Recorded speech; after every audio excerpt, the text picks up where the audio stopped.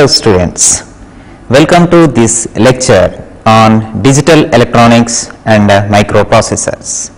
In this session, we shall discuss about the analog to digital converters, the digital to analog conversion techniques, and also about shift registers.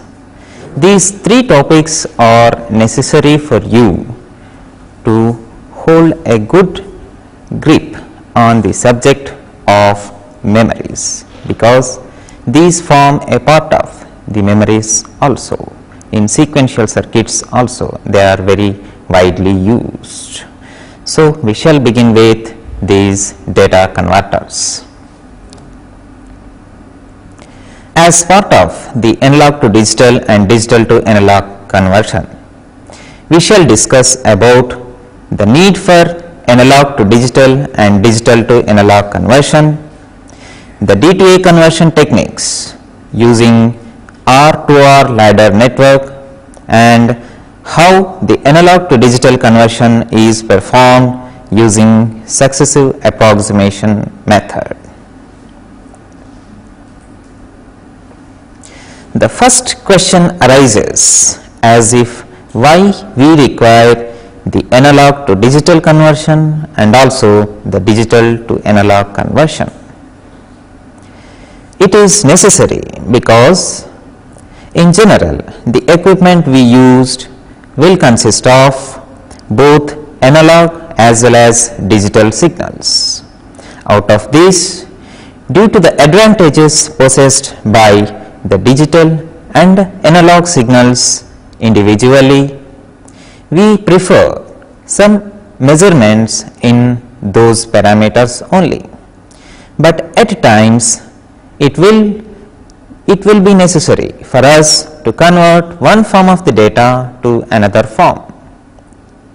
One of those is the measurement in digital form is easier.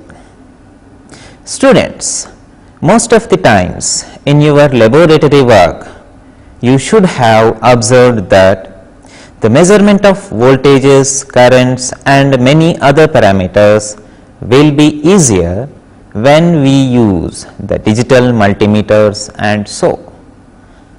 When we use the analog multimeters, sometimes we face the problem of parallax error in arriving at the fine measurement, and also at times we may not be able to measure the value on the given scale. So, we may have to go for scaling of the given parameter. So, by observing these, what we find is that the digital multimeters are useful for us, they are more user friendly. So, we find that the measurement in digital form is easier, because most of the physical quantities are analog in nature, but measuring these quantities in digital form is easier than in analog form. These physical quantities may be temperature, heat, voltages, currents and many more. So, the digital form measurement is easier, hence we convert these analog signals to digital form and then measure them in the digital form. Therefore, the analog to digital conversion is required. The second most important aspect is the storage of these values. Suppose that you have measured certain parameter, but you want to store it for future use. When it is in the analog form, the storage will have to be done by making use of capacitors and so. But in long run, these capacitors will leak away the charge possessed by them, and hence the value contained will decrease. Moreover, the analog signals will have instantaneous values. The storage of these instantaneous values is very difficult. Moreover, if they are at higher frequencies, then it is not very easy for us to follow these changes in the instantaneous values. Hence, for storage purpose, we go for the digital signals. If an analog quantity is stored, its value may come down with time, whereas in digital form, we can use the memory cells, the ROM, RAM and all.